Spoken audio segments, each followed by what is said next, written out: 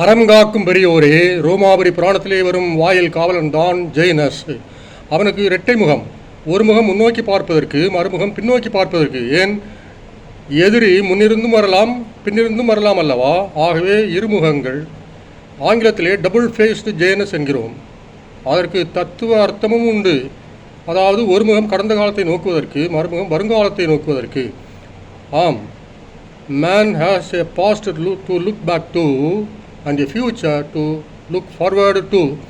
அப்படி பார்த்தால் இரண்டு முகம் இருந்தது சரிதான். ஆனால் கிரேக்க புராணத்திலே மற்றொருவன் உண்டு. அவன் தான் புரோட்டியஸ். அவனுக்கு ஒரு முகம்தான் உண்டு. ஆனால் நேரத்துக்கு நேரம் முகம் மாற்றிக்கொள்வான். Multi faced Proteus.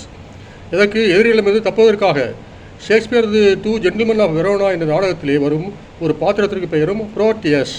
ஏன், நேரத்துக்கு நேரம் வேடம் மாறுவான் அவன். இப்போது மோடி அவர்களது கதைக்கு வருவோம். கிறிஸ்மஸ் கொண்டாட்டத்திற்கு போவார். திருப்பாலகனை தொட்டு வணங்குவார்.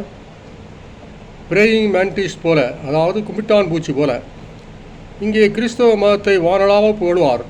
வெளிவந்ததுமே பேச்சு மாறும். கிறிஸ்தவ மதம் மதமாற்றம் பண்ணுகின்றது என்ற பொருளை கிளப்புவார். வடநாட்டிலே கிறிஸ்மஸ் கொண்டாட்டத்திலே மதவெறியர்கள் கலாட்டா பண்ணி அழிப்பார்கள்.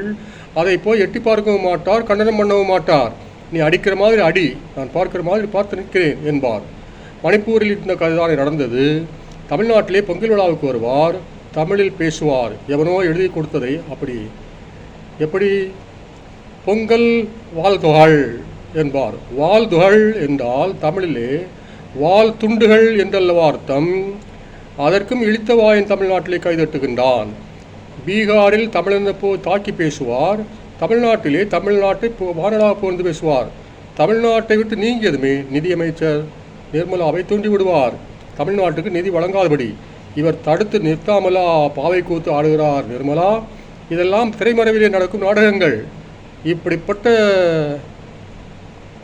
திருவிளையாடல்களை பட்டியல் போட நினைத்தால் அனுமால் வார்போல நீண்டு கொண்டே போகும்.